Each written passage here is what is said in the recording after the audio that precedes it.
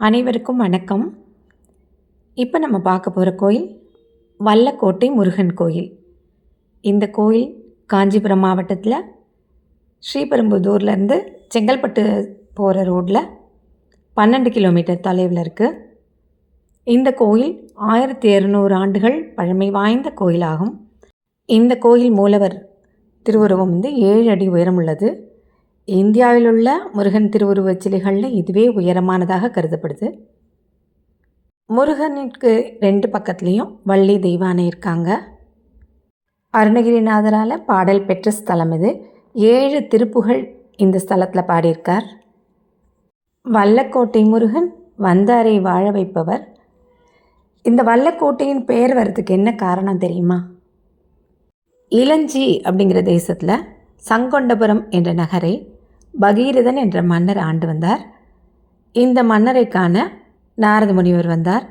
ஆணவம் பிடித்த மன்னரோ நாரதரை கண்டுகொள்ளவே இல்லை. இதனால் கோபமடைந்த நாரதர் அருகில் இருந்த வனத்திற்கு சென்றார். அங்கு கோரன் என்ற அரக்கன் பல நாடுகளை வென்று வெற்றி களிப்பில் வந்து கொண்டிருந்தான். அவனை கண்ட நாரதர் பகீரதனின் ஆணவத்தை அடக்க இவன்தான் சரியான ஆள் என முடிவெடுத்தார். பின் அவனிடம் தானே வழியச் சென்று, கோரனே, நீ பல நாடுகளை வெற்றி கொண்டிருந்தாலும் இந்த இளஞ்சி நாற்றை வென்றால்தான் உன் திக்விஜயம் நிறைவு பெறும் என்று தனக்கே உரித்தான பாணியில் சென்று முடிந்து விட்டார். விடுவான அசுரன் இளஞ்சி நாட்டின் மீது போர் தொடுத்தான். இதை சற்றும் எதிர்பார்க்காத மன்னன் மிரண்டு விட்டான். பகீரதனை போரில் வெற்றி கொண்டான் அசுரன். நாடு நகரம் என அனைத்தும் இழந்த மன்னன் காட்டிற்கு சென்றான். அங்கு நாரத முனிவர் இருந்தார். அவரிடம் சென்று கெஞ்சினான். நாரதர் அவனிடம், நீ துர்வாச முனிவரை போர்ப்பார், அவர் நல்வழி காட்டுவார் என கூறி சென்று விட்டார். பகீரதனும் அந்த அடர்ந்த காட்டில் நீண்ட காலம் மிகுந்த சிரமப்பட்டான். பின் ஒரு வழியாக துர்வாச முனிவரை தேடி கண்டுபிடித்து அவரிடம் தன் நிலையை சொல்லி நாட்டை மீட்க வழி கேட்டு மன்றாடினான். துர்வாசர் அவனிடம், வெள்ளிக்கிழமைகளில் விரதமிருந்து இங்குள்ள பாதிரி மரத்தடியில் உள்ள முருகனை வழிபட்டால் உனது குறைகள் நீங்கி வாழ்வு வளம் பெறும் என்று கோரி சென்றார். இவனும் துர்வாசர் கூறியபடி முருகனை வழிபட்டான். சிறிது காலம் கழித்து முருகனுக்கு அவனே ஒரு கோயிலும் கட்டி வள்ளி தெய்வானையுடன் பிரதிஷ்டை செய்தான். அவன் கட்டிய கோயில்தான் வல்லக்கோட்டை சுப்பிரமணியர் கோயில். பகீரதன் வழிபட்ட சிறப்புக்குரிய ஆலயமே வல்லக்கோட்டை. இங்கு கோடை ஆண்டவர் என்ற பெயரோடு இறைவன் அருளாட்சி செய்கிறார். பழமை வாய்ந்த இந்த ஆலயத்தில் தன்னை வேண்டி வரும் பக்தர்களுக்கு தீவினைகளை அகற்றி நல்வினைகளை வழங்கும் அபயகரத்துடன் நின்ற கோலத்தில் முருகப்பெருமான் அருள் பாலிக்கிறார். இந்திரனால் அமைக்கப்பட்ட வஜ்ர தீர்த்தம் இங்கு உள்ளது. பகீரதன் விரதமிருந்து விமோச்சனம் பெற்ற நாள் வெள்ளிக்கிழமை. எனவே இங்கு வெள்ளிக்கிழமைகளில் சிறப்பு வழிபாடுகள் செய்யப்படுகின்றன. 7 வெள்ளிக்கிழமைகள் தொடர்ந்து விரதமிருந்து முருகப்பெருமானை வழிபட்டால் இழந்த செல்வம் திரும்ப கிடைக்கும், சகல நன்மைகளும் பெறலாம் என்பது நம்பிக்கை. இந்த ஊர் பெயர் காரணம் என்ன தெரியுமா? வல்லன் என்ற அசுரனின் கோட்டையாக இந்த பகுதி இருந்தது. இந்த அசுரன் தேவர்களை மிகவும் துன்புறுத்தி வந்தான்.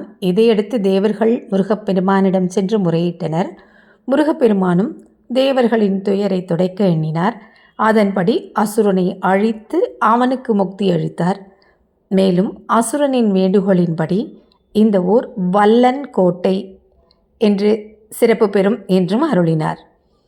அந்த வல்லன் கோட்டையே தற்போது மருவி வல்லக்கோட்டை என்று ஆனதாக பெயர் காரணம் சொல்லப்படுகிறது. கோவிலின் உட்பிரகாரத்தில் அகத்தியர், அருணகிரிநாதர், பட்டினத்தார், பாம்பன் சுவாமிகள், வள்ளலார் ஆகியோர் வரிசையாக உள்ளனர். பிரகாரத்தில் விஜய கணபதி, சண்முகர், தேவி கருமாரி, உற்சவர் ஆகியோரது சன்னதிகள் காணப்படுகின்றன. இந்த கோவிலில் கந்தசஷ்டி, மாத கிருத்திகை, ஆடி கிருத்திகை, தமிழ் புத்தாண்டு, தைப்பூசம், பங்குனி உத்திரம், வைகாசி விசாகம் ஆகியவை வெகு விமரிசையாக நடைபெறும். அருணகிரிநாதரால் பாடல் பெற்ற தலம் இது. அருணகிரிநாதர் தல யாத்திரையாக பல ஆலயங்களுக்கும் சென்று பாடி வந்தார். திருப்போரூர் முருகனை தரிசித்த அவர் அன்றிரவு அங்கேயே தங்கினார். காலையில் திருத்தணி முருகனை தரிசிக்க வேண்டும் என்று எண்ணியபடியே உறங்கினார். அப்போது அவர் கனவில் தோன்றிய முருகன் கோடை நகர் மறந்தனையே என்று சொல்லி மறைந்தார். மறுநாள் காலையில் எழுந்த அருணகிரிநாதர் கனவில் தோன்றிய முருகப்பெருமானை நினைத்தபடி திருத்தளி செல்லும் வழியில் வல்லக்கோட்டை திருத்தலம் சென்று அங்குள்ள இறைவனை தரிசித்தார். 8 திருப்புகழ் பாமாலை சுட்டி மகிழ்ந்தார். அதில் ஒரு பாடலை பார்ப்போமா? ஆதிமூதன் நாளிலென்றன் தாய் உடலிலே இருந்து ஆகமல்லமாகி நின்று புவி மீதில் ஆசையுடன் நீ பிறந்து நேசமுடனே வளர்ந்து அழகனாகி நின்று விளையாடி பூதலமெல்லாம் அலைந்து மாதரோட நீ கலந்து பூமி தன்னில் வேண்டுமென்று பொருள் தேடி